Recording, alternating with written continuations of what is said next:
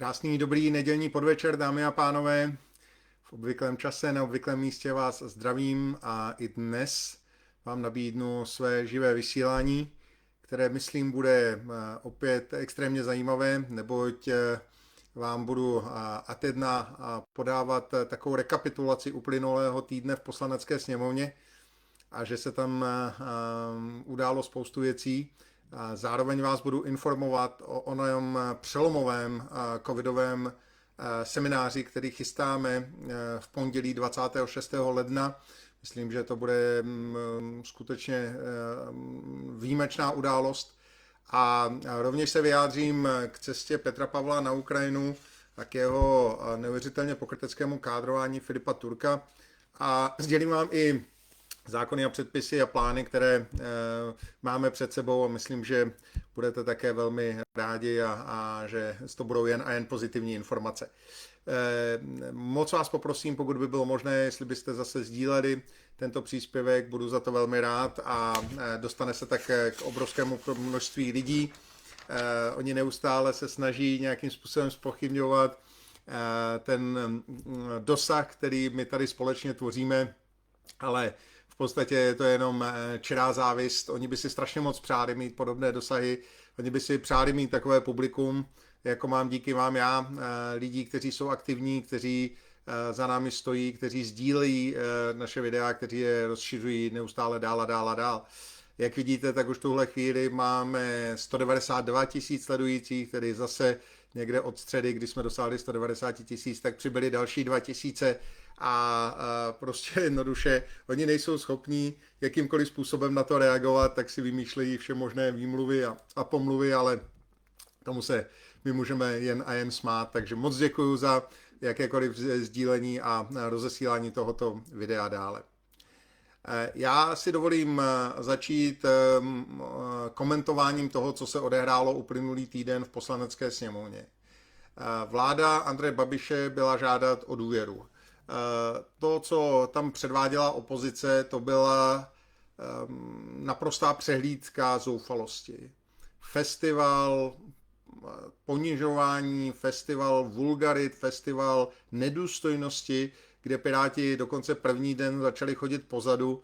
A já se musím smát, když potom některá média píšou, že jsem rozčilil několik poslanců a že si stěžují na nějaké moje chování, ale to, že tam Piráti chodí pozadu, to, že prostě dělají klauniádu z celého toho jednání Poslanecké sněmovny, to, že urážejí kdekoho, včetně žen, tak to je za ně naprosto v pořádku a naprosto bez problému.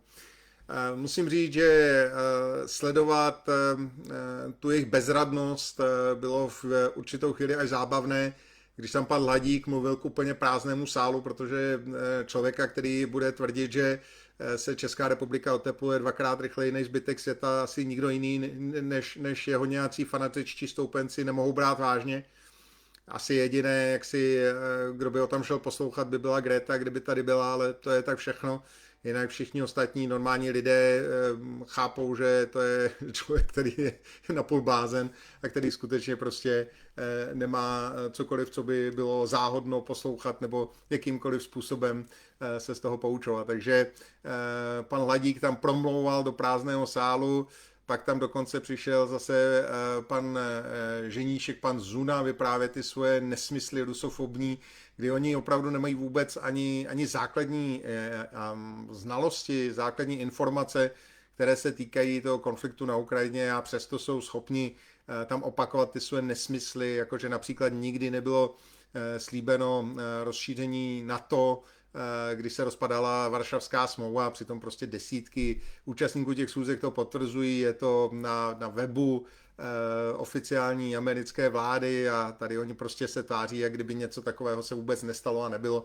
Ale to je bohužel to otáčení té historie, které nakonec úplně dobralo vrcholu, kdy jsme se bavili v pátek o Filipovi Turkovi, který jednak je kádrován prezidentem a jednak prohlásil, že jednou z hlavních příčin války na Ukrajině byla snaha o rozšiřování NATO, všichni tady z toho dělají neuvěřitelný cirkus, cože si to dovolil říct, ale přitom to není nic jiného než opakování věty Donalda Trumpa, J.D. Ovence, Petra Hexeta a další, kteří prostě jednoznačně a jasně říkají, že Donald Trump řekl major cause, hlavní důvod vzniku války na Ukrajině byla snaha Ukrajiny vstoupit do NATO. Je to věta amerického prezidenta, a pokud tedy naše média a naši poslanci tady z opozice považují Donalda Trumpa za proruského šiřitele dezinformací, prezidenta našeho asi nejvýznamnějšího spojence v rámci NATO, tak je to velmi pozoruhodná informace a ukazuje to na jeden fakt, že ti lidé skutečně ztratili jakékoliv zábrany, ztratili rozum a definitivně zešíleli. Nejvíc toho bylo vidět patrně v okamžiku, kdy já jsem šel citovat tweet Tulsi Gabbard, šéfky amerických tajných služeb. Neřekl jsem ani slovo navíc, než to, co napsala Tulsi Gabbard. To znamená, že ona, která má nejlepší zpravodajské informace na světě, nikdo jiný nemá lepší informace, než má americká tajná služba, na tom se asi shodneme. A ona prostě napsala, že informace agentury Reuters o tom, že se americké tajné služby stotožňují s informacemi Evropské unie a NATO, že Rusko hodlá okupovat Ukrajinu a zaútočit do 3 až 5 let na členské státy NATO, takže se jedná o fake news, že se jedná o vylhanou informaci. Ona použila výraz deep state warmongers, tedy válečných štváčů z deep state, kteří se snaží prostřednictvím svých propagandistických médií zmařit snahu Donalda Trumpa uzavřít mír na Ukrajině. Tohle řekla Tulsi Gabbard a dodala, že může potvrdit, co by ředitelka tajných služeb, že americké tajné služby žádnými takovými informacemi nedisponují a že naopak z jejich informací vyplývá, že Rusko nemá v tuto chvíli kapacitu finanční, vojenskou, materiální, zaútočit ani obsadit celou území Ukrajiny, natož pak zaútočit na členský stát NATO. Tohle jsem tam přečetl. Její tweet šéfky amerických tajných služeb. A do toho prostě přijde pirátská poslankyně paní Stojanová a začne tam křičet na mikrofon úplně hystericky, že tam šířím proruské dezinformace. Takže prosím vás pěkně, podle paní Stojanové je tvrzení šéfky zpravodajských služeb, největší samozřejmě organizace tohoto typu na světě, našeho hlavního spojence v NATO, protože prostě pokud Amerika by nebyla v NATO, tak celé NATO je jenom Potěmkinova vesnice, úplně zbytečná organizace. Jediný, kdo má schopnost skutečně nějakým způsobem vojensky chránit ostatní, jsou Spojené státy americké, všichni to víme. Tak paní Stojanová tady reálně tvrdí veřejnosti v České republice, že tweet slova americké ředitelky tajných služeb Tulsi Gabbard jsou proruskou propagandou. Rozumíte mi? Náš spojenec, šéfka tajných služeb, našeho hlavního spojence v NATO, je podle Stojanové nějaká ruská agentka. Oni ty piráti opravdu nemají v hlavě vůbec nic. Nezlobte se, ale já jsem se včera musel omluvit, korigovat ten svůj výrok, když jsem říkal, že na tom nejsou intelektuálně úplně dobře, tak jsem to musel korigovat, protože paní Šebelová se rozčílila, že něco takového bych neměl říkat, tak já jsem to musel korigovat, že ne, že na tom nejsou úplně dobře, ale že oni v té hlavě nemají vůbec nic. Oni jsou prostě intelektuálně absolutně vyprázdnění. Je to skupina šílenců na útěku, kteří prostě nemají v poslanecké sněmovně co dělat. A já na zítra ještě připravuju článek, protože prostě pokud tady slečna Demetrašvili označuje Andreje Babiše za plesnivého starce, tak si myslím, že to už je opravdu za hranou absolutně všeho. Víte, já nevím, kde se po té cestě, po které jsme šli, ztratila úcta k stáří a naopak se začalo adorovat mládí. Já kdykoliv napíšu něco na nějakého mladého novináře, poslance, tak všichni píšou, že se nestydíte útočit na toho mladého člověka, takový mladý, milý člověk to je a tak dále, tak dále. Ale naopak můžeme o člověku, který byl premiérem, ministrem financí, je jedním z nejvýznamnějších podnikatelů v České republice, tak prostě 23letá holka bez životní zkušenosti o něm klidně může prohlásit veřejně, že to je plesní stařec a to je v pořádku. Nevím jak vy, já mám celoživotně velkou úctu naopak k lidem vyššího věku, kteří něco dosáhli, kteří mají nějaké životní zkušenosti. Pokud slečna Demetrašvili má za sebou její největší počin, že si obarvila hlavu a někde kandidovala na kandidáce Pirátů na základě smyšlené, nebo ne možná smyšlené, ale hodně upravené příhody o jejím tatínkovi, který má bojovat hrdině za Ukrajinu, tak a z toho vlastně byla vykroužkovaná nahoru, tak já si prostě nemyslím, že takovýhle člověk si zaslouží úctu. Já si myslím, že si zaslouží úctu člověk, jako je Andrej Babiš, že si zaslouží úctu starší lidé. Já si nedovedu představit, že bych vůči svým profesorům, učitelům, tátovi, mámě, dědečkovi, babice, že bych prostě se choval bez jakékoliv úcty. Prostě pro mě, když já vidím člověka, seniora, tak mu jdu vždycky pomoct, kdekoliv ho potkám v obchodě a tak dále. Tak kde jsme se to, prosím vás, dostali z toho, že mají mít úctu především mladí lidé ke starším, k tomu, že se to najednou otočilo a my, kteří už máme něco za sebou, kteří jsme vychovali děti, kteří jsme prostě prošli nějakými pády a zvraty životními, takže vlastně nemáme právo kritizovat ty mladé nadějné kádry. Já tohle to prostě nechápu a nebudu to akceptovat. Pro mě je to prostě zvrácený pohled na svět. Podle mého názoru a podle mého bytostného přesvědčení tito mladí lidé by měli projevovat mnohem více respektu a úcty ke starším lidem, zejména prostě k Andreji Babišovi nebo člověku, kterému je 70 let, který byl premiérem této země. A jestliže to neumí, tak ať se na mě nezlobí, ale já jim budu oplácet úplně stejnou mincí. Já jim to budu vracet každý jeden den. Každý jeden novinář, který o mě napíše lež, tak já mu to vrátím s plnou parádou. Já už se jim nebudu omlouvat a nebudu jim ustupovat.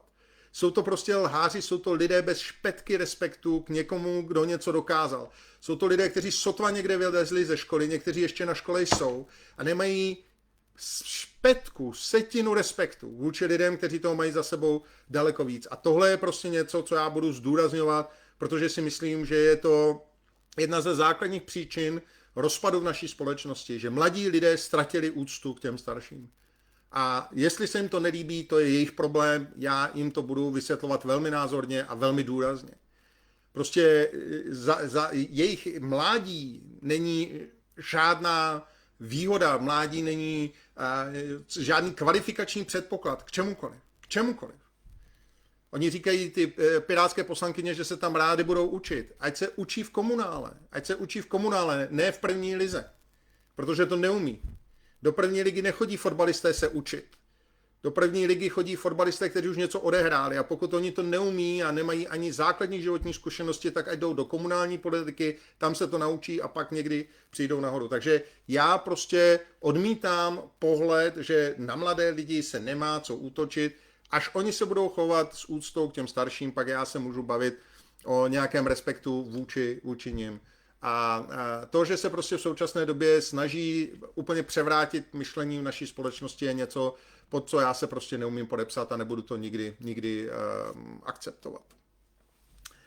Tak ještě samozřejmě z hlediska potom toho pátku, tak jsme se tam dostali do situace, kdy tam pětikoaliční poslanci pokřikovali na naše poslankyni Lucii Šafránkovou. Začali tam prostě při jejím vystoupení neustále jít do toho rušit, tak jsem jim to také oplatil a oni se hned z toho mohli rozdurdit, zbláznit a málo jim praskla cévka. Tak já vám říkám prostě zvykejte si, já vám budu dělat to samé, co jste dělali tady celou dobu vy nám a budu vám to oplácet s o to větší silou.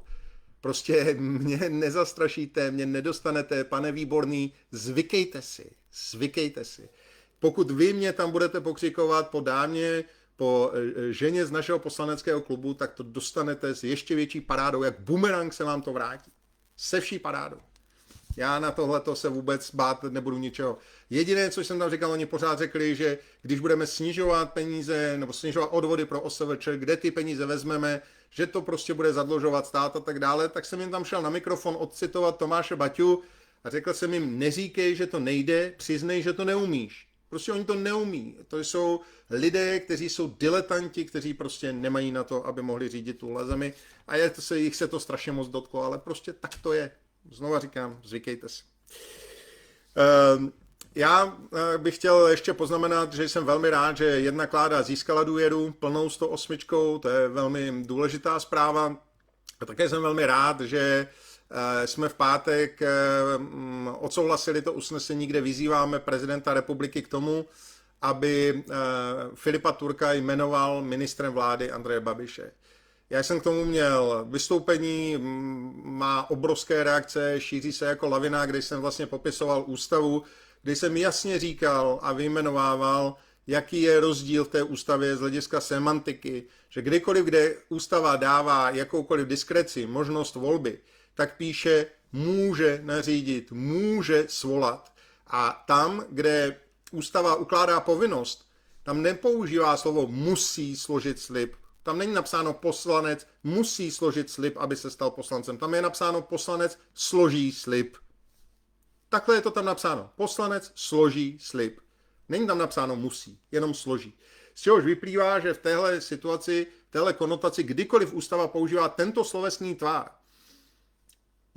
poslanec složí slib, senátor složí slib, předseda sněmovny svolá a tak dále, je tam například Senát do 30 dnů projedná zákon. To není o tom, že se Senát může rozhodnout, jestli ho projedná nebo neprojedná. Pokud je tam napsáno Senát projedná, tak je to povinnost toho Senátu do 30 dnů ten předpis projednat. A to samé je v tom článku 68 odstavec 2 u prezidenta republiky, respektive u jeho povinnosti jmenovat ministry, kde je napsáno prezident jmenuje na návrh předsedy vlády ministry.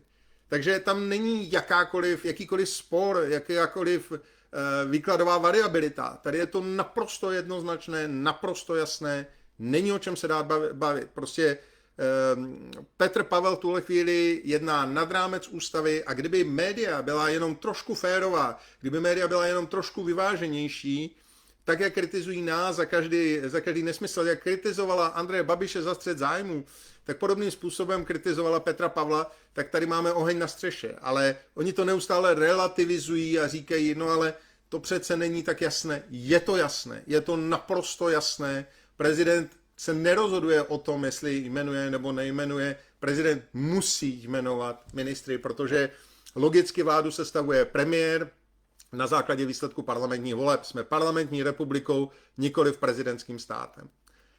A pak jsem dodal právě i ten morální aspekt, který považuji za neméně důležitý a budu rád, když budete zase znovu třeba i alespoň tuhle část sdílet, protože ji považuji za naprosto zásadní. Víte, co je více opravdu odsouzeníhodné z hlediska morálky? Pojďme si to dát úplně objektivně, bez toho, k jakému chováme sympatie nebo antipatie, pojďme si to dát na misku vah. Filip Turek, který píše nějaké, nebo psal, předtím než vstoupil do politiky, nějaké tweety, vtipné, nějaké komentáře a tak dále. Dělal si z toho legraci, možná nejapnou, možná hloupou, možná neúplně vhodnou, ale nemělo to žádný dopad. A nebo je horší to, že člověk v 27 letech je ochoten a dokonce je připraven sloužit, chce dobrovolně sloužit totalitnímu systému, o kterém ví, že vězní lidi s jiným názorem, o kterém ví, že nepouští své občany za své hranice a je schopno na té hranici toho občana zastřelit, který prostě se přes tu hranici chce dostat. O kterém ví, že ničí lidské životy a nepouští studovat děti těch, kteří se provinili jenom tím, že proti tomu systému vystoupili.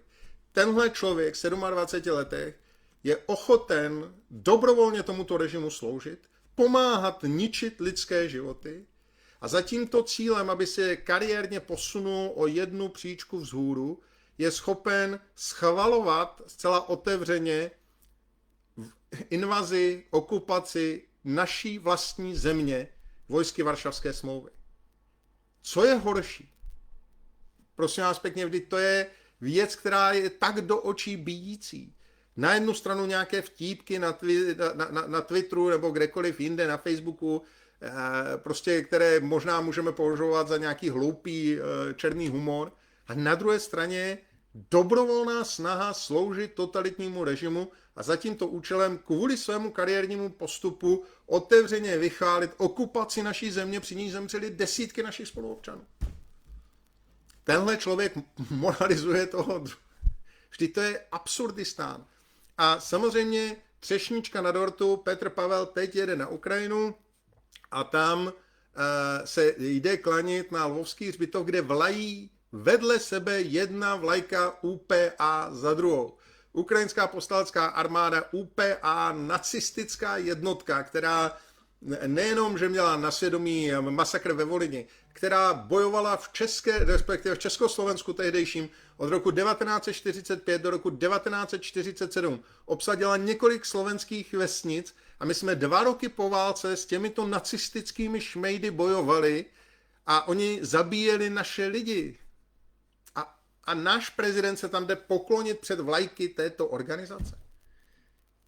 Jednoznačných nacistů, těch nejhorších nacistů, UPA, to byli horší nacisti než němečtí nacisté, co se týče krutosti svého zacházení a přístupu k lidem. A tenhle člověk bude psát, že nemá Filip Turek nějakou základní úctu k ústavním hodnotám a podobně.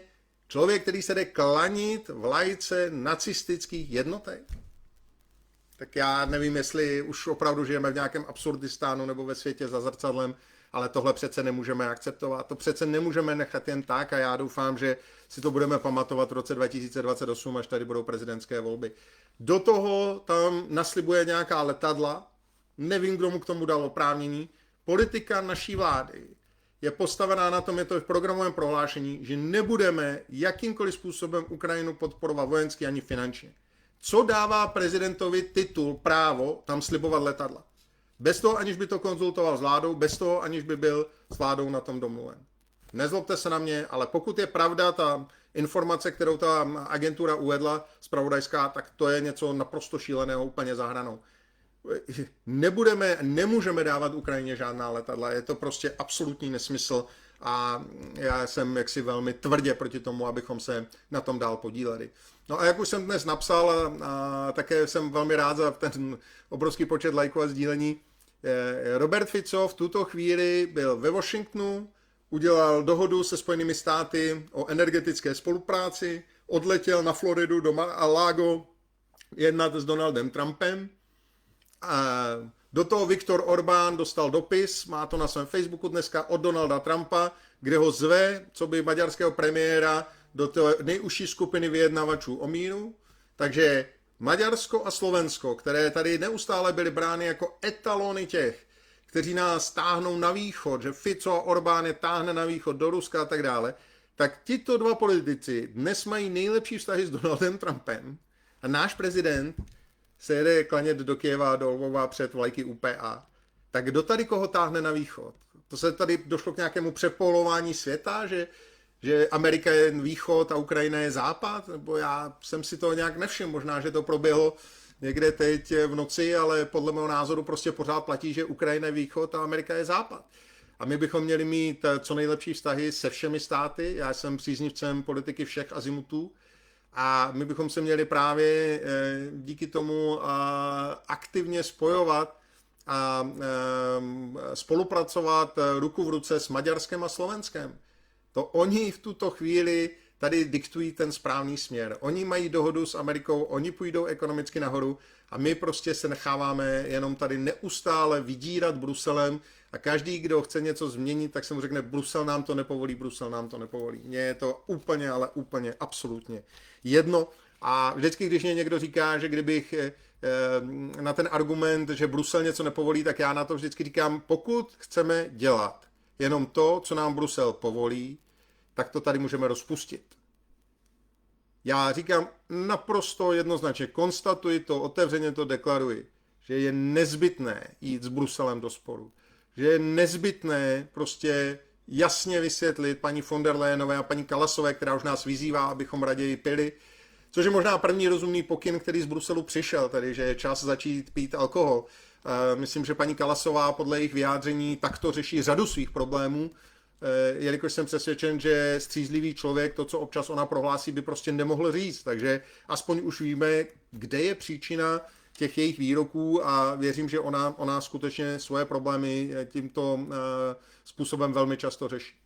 Takže my se musíme prostě postavit za naše národní zájmy proti těm bruselským, jinak to nepůjde.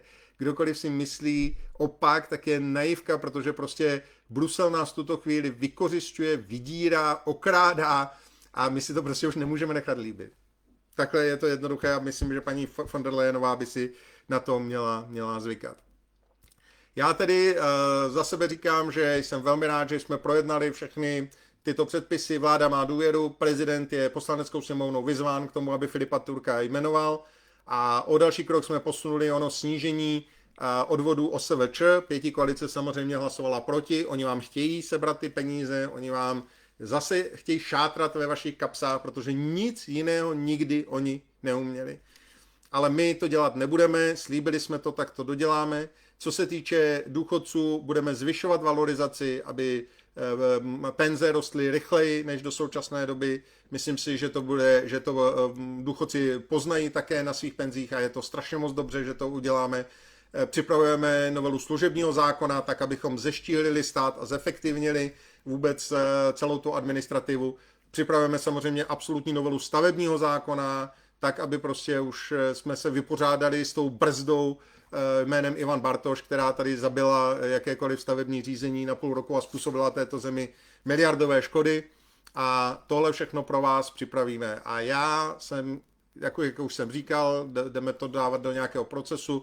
Mám připravený návrh zákona FARA, budu to teď projednávat, to znamená politické neziskovky si budou muset zvyknout na to, že budou deklarovat to, že jsou financovány ze zahraničí. Je to naprosto nezbytný první krok, abychom my všichni tady věděli, že ten, kdo tady se nějakým způsobem snaží ovlivňovat naše politické prostředí, snaží se zasahovat do našeho vzdělávacího systému, do našich médií a je financován ze zahraničí, tak je to subjekt, který nejedná v zájmu občanů České republiky, ale v zájmu zahraničních zájmů. Za vzor této předlohy mi slouží zákon Spojených států amerických, který byl přijat v roce 1938. Amerika má tento zákon od roku 1938, takže až vám zase někdo bude vyprávět, že to je nějaký proruský zákon, je to lež. Já jsem z tohoto zákona vycházel při formulaci návrhu toho pracovním názvem FARA zákonu, který prostě musí začít platit tady v České republice, abychom si jednoznačně vymezili teritorium a ukončili vládu politických neziskovek v České republice. Oni budou křičet, oni budou nešťastní, oni budou řvát, protože přichází o 100 miliony, pan Pánek, Člověk v tísni a podobné organizace, ale není možné pokračovat v situaci a ve směru, kdy nám tady vládnou politické neziskovky. Prostě to není možné, my jsme to slíbili a my to tady samozřejmě také rozhodně zavedeme, provedeme, je to naprosto nezbytné. Těch zákonů a předpisů, které připravíme, bude celá řada. A já budu za sebe, a říkám to jasně a jednoznačně, chtít vám představit v průběhu už letošního roku ekonomický program strany PRO, který bude velmi ambiciozní a který bude prostě stát na tom, že musíme znovu nastartovat naši ekonomiku. V současné době ta představa, že budeme neustále dál škrtat, to je stejné, jako když jedete v autě, dochází vám benzín a teď prostě vidíte, že vám ubývá v té nádrži a vy říkáte, tak vypneme klimatizaci. A on ubývá dál. Pak řeknete, tak vypneme ještě rádio. A on ubývá dál, tak vypneme topení a on ubývá dál. A prostě jednou vám ten benzín dojde. To znamená, nelze se proškrtat k prosperitě. Nelze se proškrtat k prosperitě. Není to možné. Prosperitě se lze dostat jedině tehdy, pokud umožníme našim podnikavým lidem, OSVČ a tak dále, všem lidem, drobným podnikatelům, větším firmám, českým větším firmám, aby se mohli rozvíjet bez byrokratické zátěže, s velmi smysluplným a jednoduchým daňovým systémem, který se vyplatí dodržovat, než nedodržovat, aby vás někde zavřeli. Je to prostě politika, která má obrovskou budoucnost a já vám teď a tady říkám, že Česká republika podle mého názoru se musí touto cestou vydat. My musíme uvolnit ty otěže obrovské byrokracie, administrativy. Tady neustále na všechno potřebujeme 38 papírů, razítek, lítáme od čerta k ďáblu a ti podnikatelé prostě tady nemohou tvořit této zemi. My jsme přešli z produktivní ekonomiky do ekonomiky dotační. Tady prostě nikdo nedělá nic jiného, než to, na co jsou dotace. První, co se kdokoliv zajímá s novým projektem, je, zdali je na to dotace. Protože prostě klasická ekonomika nám tady vymírá, jelikož za normálních podmínek se tady v podstatě podnikat nedá. V momentě, kdy nastartujeme produktivitu právě tohoto sektoru, který je páteří prostě každé ekonomiky na světě, tak teprve v tu chvíli se můžeme zase znovu začít zvedat a bavit se o rozšiřování dalších a dalších služeb tohoto státu. A samozřejmě budeme v momentě, kdy začne stát profitovat, tak se to odrazí na vašich výplatách, na penzích, na dávkách pro tělesně postižené, na pomoci pro sociálně slabé z hlediska třeba našich samoživitelek nebo mladých rodin s dětmi. Tohle všechno prostě musíme provést a udělat, ale je to stejné jako s rodinným rozpočtem. Úplně stejné, dámy a pánové. Pokud prostě vyděláváte 30 000 a nenavyšujete svůj výdělek, tak nemůžete ani navyšovat svoje náklady. Nemůžete nejdřív navýšit náklady a pak teprve ty výdaje. Nejdřív musíte začít vydělávat víc a pak můžete si zvyšovat i svůj životní standard a svoje životní náklady. To samé platí o státu a já jsem připraven vám právě takový program představit. Jak to dosáhnete, když velí ANO? No samozřejmě já pevně doufám, že v těch příštích volbách už uspějeme víc a že lidé pochopí jednu jedinou zásadní věc, že potřebujeme důraznější změny. A i když se toho možná mnozí budou bát a média budou podporovat obrovskou hysterii a snahu manipulovat veřejné mínění, tak my nemůžeme odejít od české koruny v žádném případě a my podle mého názoru musíme se připravovat na odchod z Evropské unie. Já nechci být prostě součástí celku, který nás brzdí v našem rozvoji. Evropská unie, je potřeba si to prostě říct úplně objektivně, bez jakýchkoliv emocí, bez jakékoliv hysterie. Evropská unie, která dříve skutečně pomáhala rozvoji jednotlivých členských zemí, je dneska brzdou tohoto rozvoje. Celé Evropy. Státy, které si zavedly euro, se začaly masivně zadlužovat. Proč? Z jednoduchého důvodu. Protože oni pomáhali svým exportérům znehodnocováním své měny, zvyšováním prostě své inflace, snižováním umělém podhodnocování té měny. To byly ty řecké drachmy, liry, španělské pesety, portugalské escudos. Oni prostě byli schopni snižovat hodnotu té měny a tím pádem podporovat svoje exportéry. V momentě, kdy zavedli euro a přišli o tento klíčový nástroj regulace proexportní politiky, v ten okamžik se začali brutálně zadlužovat. A začali ztrácet za tím Německem, které se teď ještě ke všemu samoničí odchodem od jaderné energie a masivní migrací. Já vám teď a tady říkám úplně svůj čistý pohled na svět, naprosto střízlivý, že Evropská unie buď to se musí zásadním způsobem změnit a musí do jejího vedení přijít právě lidé jako Viktor Orbán, nebo prostě lidé jako je Robert Fico, kteří prostě budou jednoznačně tlačit, a teď myslím typově, oni tam samozřejmě nikdy nepůjdou, kteří budou jednoznačně tlačit různorodost členských států, samostatnost, rozvoj ekonomiky a ne zelené projekty, LGBTQ projekty, podporu Ukrajiny, podporu migrace. To je to, co nás přece v současné době ničí. Vždyť to všichni vidíme na první pohled. A já budu rád, když Andrej Babiš oznámil, že chce zavést významný den, Den české vlajky, tak já bych velmi rád byl proto, abychom zavedli druhý významný den, a to je Den české koruny. České koruny jakožto naší národní měny. Myslím si, že by to bylo velmi hezké, protože samozřejmě jsme hrdí na tu vlajku, byť prošla různými změnami, ale myslím, že bychom měli být stejně hrdí na naši národní měnu, na naši korunu. A třeba, myslím, datum narození Alojze Rašína by k tomu dokonale sedělo, dokonale pasovalo. Takže pojďme být hrdí na naši korunu, pojďme skutečně si přestat lhát do kapsy a rozvíjet naši vlastní ekonomiku, pomáhat našim podnikatelům, zabránit migraci, nenechat si sem prostě nalézt všechny ty LGBTQ neziskovky a podobné ideologické inženýry a pojďme se vrátit ke zdravému rozumu. A ideálně vytvořit společně se dalšími zeměmi střední a jihovýchodní Evropy svoji vlastní ekonomickou zónu volného obchodu a ukázat jim, že to umíme i bez nich. My máme dlouhodobě zakořeňováno do našich mozků od útlého dětství, že jsme malý, slabý stát, že sami to nezvládneme, že pokud bychom se nějakým způsobem oddělili od té Evropské unie, od toho slavného Německa, takže bychom to nebyli schopni ekonomicky ustát, že by to byl obrovský otřes pro naši zemi a že bychom zkrachovali. Není to pravda. Nepodceňujme se. Nedělejme z nich bohy. Česká republika, naši lidé jsou neuvěřitelně šikovní a pracovití. Bohužel v současné době jenom a jenom jsou opravdu okrádáni přes ETS 1, ETS 2, které se teď připravuje, samozřejmě další okrádací schéma, jsou zatěžovány všemi možnými byrokratickými předpisy a jsou v situaci, kdy nemají šanci být konkurenceschopní. Platí to zejména o zemědělcích. Já jsem samozřejmě proti té dohodě Mercosur.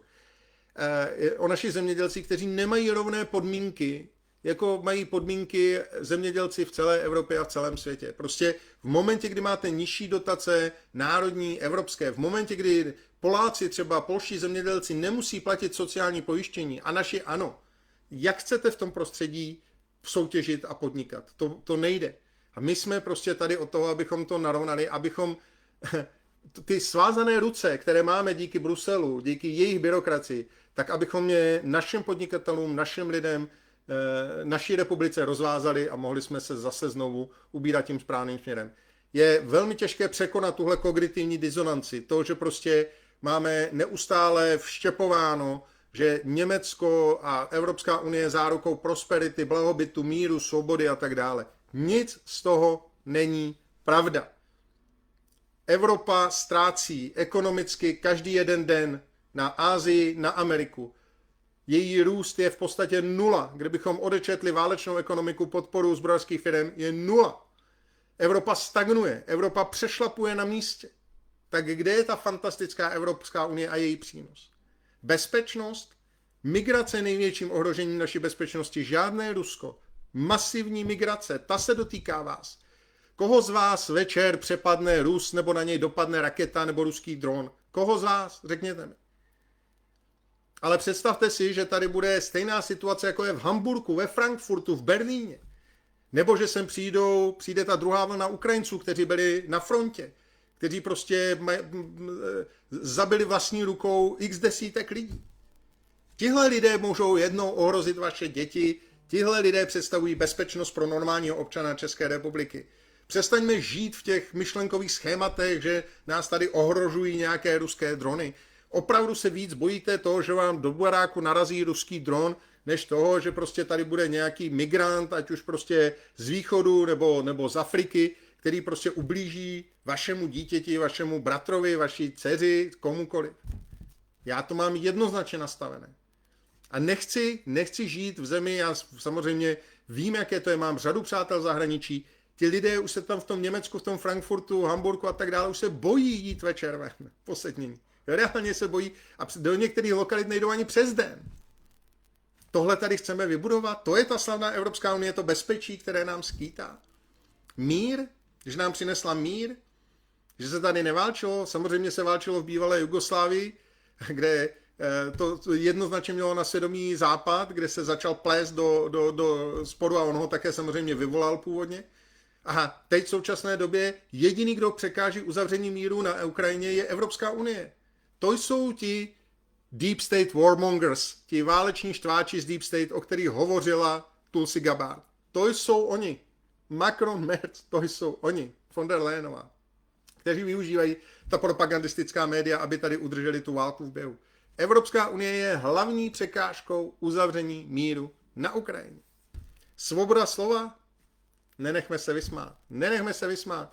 regulace, zákazy, příkazy, blokování webů, bavíte se tady v rádiu o Katyni a skončíte u soudu a tak dále a tak dále. Tahle korektnost, falešná korektnost, že nesmíme některé věci říkat, že o některých věcech se nemluví, je prostě věc, kterou tady zavedla Evropská unie, která tady vytváří ideovou totalitu, že je možné myslet jenom jedním směrem. Já už jsem to říkal v jednom svém rozhovoru a zopakuji to znovu. V momentě, kdy vytváříte dojem, že je možný a přípustný jeden jediný názor, to, co tady běží už 4 roky, že jediný přípustný názor je to stát za Ukrajinou. A kdokoliv má jiný názor, tak je dezolát, nešťastný člověk nebo svině, jak říkal pan Foltín, tak vytváříte totalitu. Demokracie je postavená na různorodosti názorů. A já už jsem to vysvětloval v tom smyslu, že přece každý máme jiné životní zkušenosti. Máme jinou historii za sebou. Tak co je na tom tak strašně škodlivého, když někdo bude mít jiný názor, když se odchýlí? To je demokracie, soutěž myšlenek. A to je něco, co Evropská unie nechce. To je něco, co pětikoalice nechce. Naštěstí si myslím, že se nad ní spráká, protože pokud byl předsedou Pirátů znovu zvolen Zdeněk Hřib a předsedou ODS Martin Kupka, tak já jsem za to strašně rád, protože oba dva to jsou politici, kteří skutečně jaksi nedisponují žádným, myslím, přitažlivým elementem, jež by voliče motivoval jim dát hlas. A já mám největší radost z toho, že Martin Kupka oznámil, že končí projekt Spolu, což by znamenalo, že lidovci a TOP 09 se prostě do sněmovny ani do Europarlamentu nedostanou. Takže jestli tohle pan Kupka udělá, tak já mu takhle budu tleskat, opravdu velice mu budu tleskat, protože bych si strašně přál, aby lidé právě typu Ženíška, Zuny, teď myslím toho Topáckého, samozřejmě Michala Zunu, člověka typu Zdechovského a další, aby prostě zmizeli z toho veřejného prostoru, protože oni mu vůbec nic nepřinášejí. Oni tady hloubí ty příkopy, oni nemají žádný jiný program než rusofobní nenávist. Nic jiného neumí. A samozřejmě europatolizalství, to jim jde taky dokonale. Když jsem poslouchal některá tvrzení v poslanecké sněmovně o euru, jak ho musíme mít, jak je to záruka naší prosperity, ti lidé jsou v zajetí myšlenkových schémat, které vůbec neodpovídají realitě. Podívejte se na vývoj od roku 2005 do současnosti a porovnejte si ekonomický růst zemí, které neměly euro, nemají euro, a zemí eurozóny, které mají euro.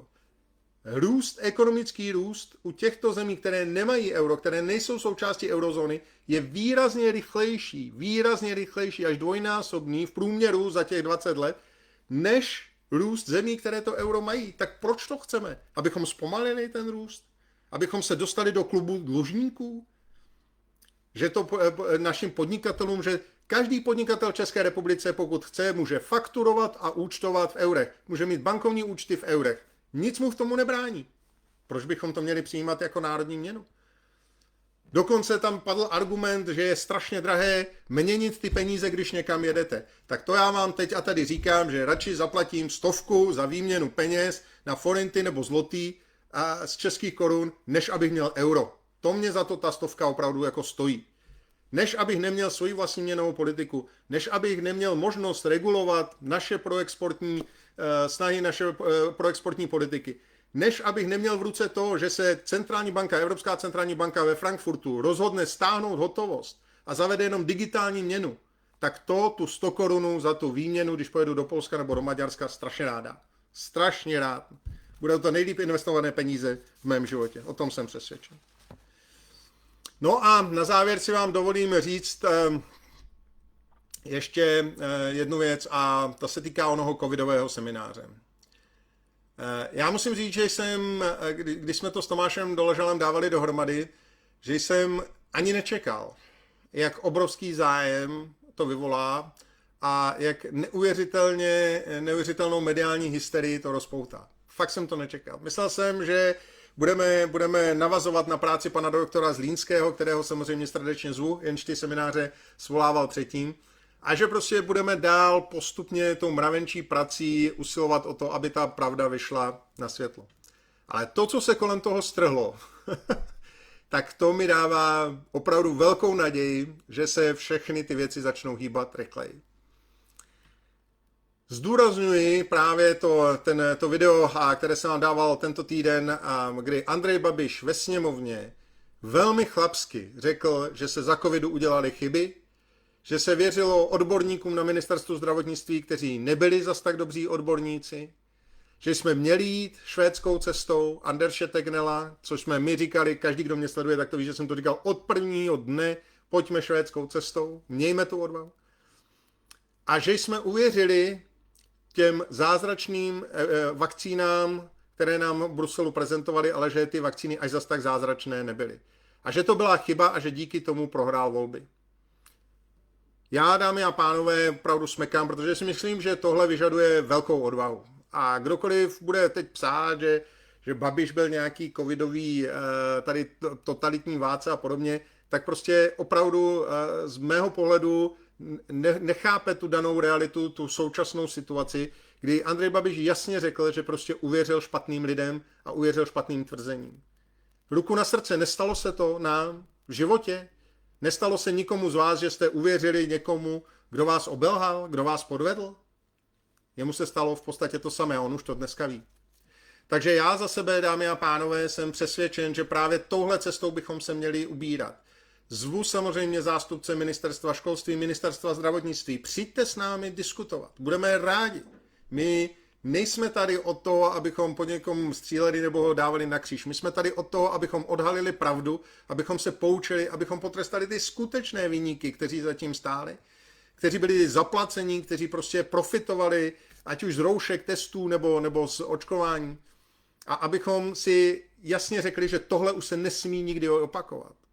Abychom společně zrekapitulovali dopady na naše zdraví, na vývoj našich dětí a tak dále a tak dále. Tohle je ta cesta. Přátelé, já když vidím tu sestavu, která tam přijde, Petr Kotlár, který sice byl obviněn ze šíření poplašné zprávy, ale já jsem přesvědčen, že buď toho nevydá Slovenská národní rada, nebo že prostě v dané situaci ten soud vyhraje, protože to je úplně zoufalé. Tady Jaroslav Pfléger mluvil o tom do televize, že v ulicích budou mrazáky, že bude 40 000 mrtvých týdně, že prostě se musíme připravit na apokalypsu. A to nebylo šíření poplašné zprávy. To bylo všechno OK. To, že nám tady říkali, že stačí 2 tečky a dost, to nebylo šíření poplašné zprávy. Že nám říkali, že ten, kdo se neočkuje, tak neonemocní, nikoho nenakazí a nezemře. To nebylo šíření poplašné, ale je šíření poplašné zprávy, když Petr Kotlár řekne, že vakcíny mohou způsobovat rakovinu a další onemocnění a že jsou geneticky modifikované. Já jsem strašně rád, že Petr Kotlár přijede. Poprvé vůbec bude vystupovat právě se svými daty a informacemi mimo území Slovenské republiky. Budeme mít pana profesora Berana, kterého já si nesmírně vážím. Je to opravdu odborník par excellence a strašně moc se na něj těším. Samozřejmě bude Soňa Peková, z toho mám obrovskou radost, že Soňa, která má vlastně takové odstřižení od té politiky, tak přesto se rozhodla přijít a sdělit nám svoje poznatky. Bude samozřejmě Mirek Havrda, bude Vladimír Čížek, přijedou nám další vzácní hosté. Napsala mi Martina Kociánová, že přijde se podívat, přestože se jí to vůbec nehodí, že to nějakým způsobem zvládne. Z toho mám obrovskou radost. Včera mi dokonce napsal pan doktor Hnízdil, který přijde se podívat na nás. Takže já tam opravdu vidím celou plejádu všech těch lidí, celé té party, která už od začátku se snažila být normální a bránit lidi před tou covidovou hysterií. A tihle všichni lidé tam přijdou.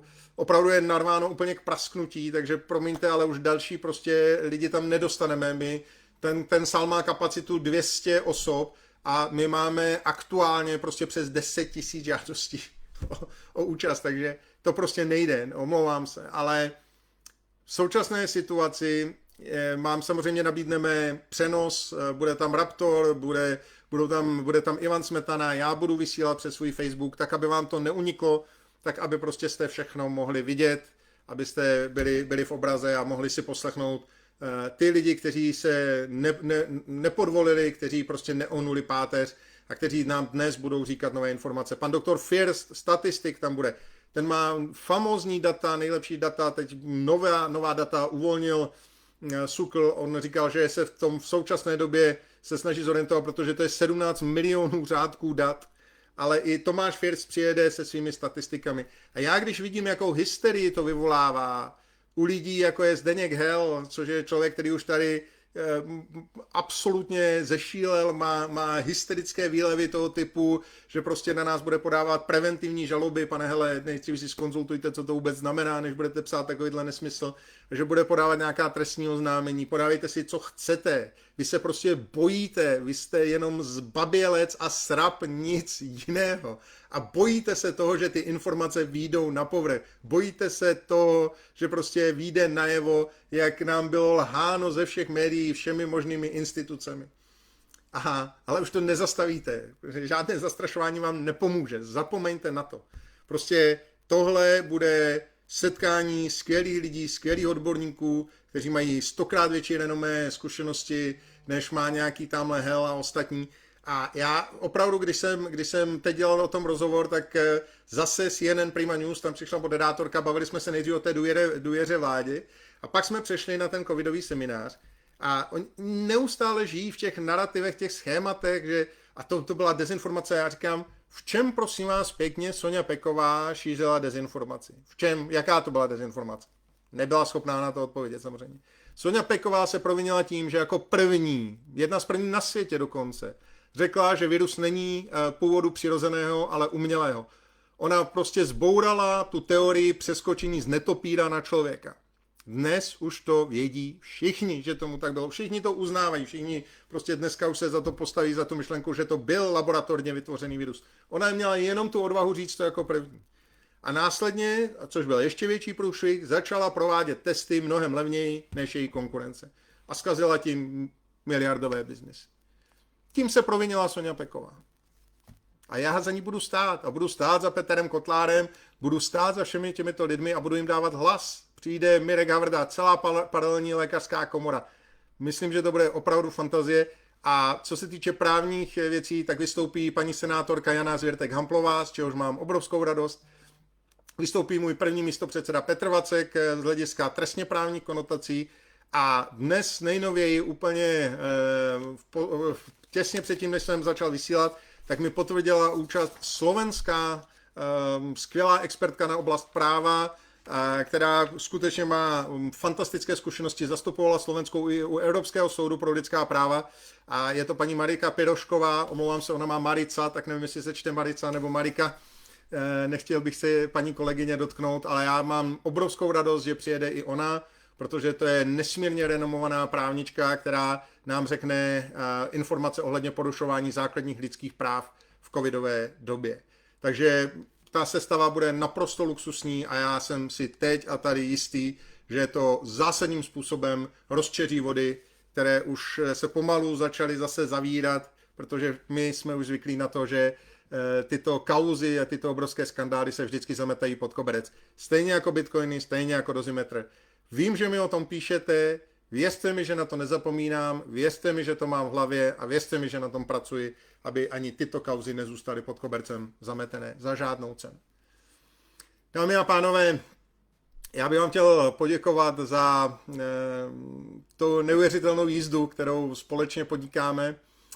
Byl jsem v pátek na večeři s jedním kolegou a v Praze, zdůrazňuji, v Praze. A zdravil mě okamžitě číšník, který tam byl, že nám neuvěřitelně fandí, že je naším podporovatelem. Několik hostů se zastavilo, chtělo fotografii a když jsem večer odjížděl taxíkem, tak řidič taxíku prostě říkal, že je naším obrovským podporovatelem. Opravdu ty věci se lámou. Pokud chcete věřit průzkumům, věřte průzkumům, já jim prostě nevěřím, považuji je za velmi zmanipulované a myslím, že by ta realita byla úplně, ale úplně jiná. V eurovolbách, kdy ještě jsem neměl možnost vystupovat v televizi, jsme měli 2,15% v eurovolbách.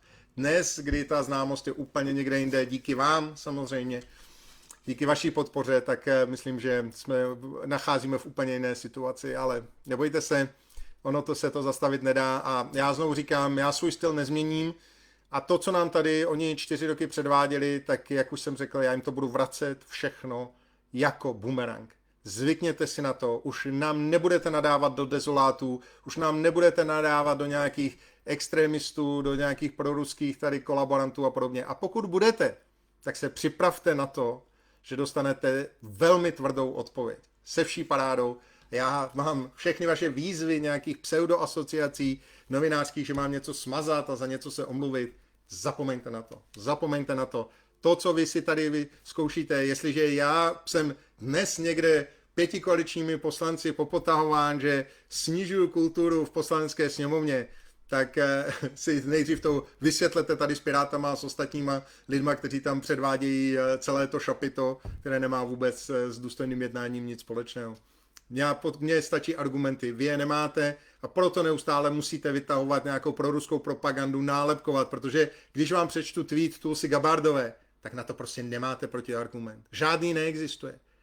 Amerika nám to jasně řekla a tady vidíte tu obrovskou mediální manipulaci, kdy zpráva, která by měla prostě rezonovat ve všech médiích, že se nám nehrozí žádné nebezpečí, že prostě americké tajné služby potvrdily, že se Rusko nehodlá na nás zaútočit, měli bychom tady všichni jásat a mávat a házet klobouky do vzduchu, tak se to prostě nikde nedočtete a ještě jsou vám tihle lidé s vážnou tváří, jako je právě ti pirátští poslanci říct, že se jedná o proruskou propagandu.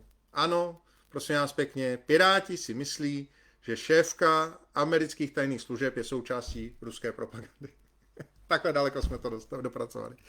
Ještě jednou díky, dámy a pánové. Za týden tady už máme ten seminář, nesmírně se na to těším.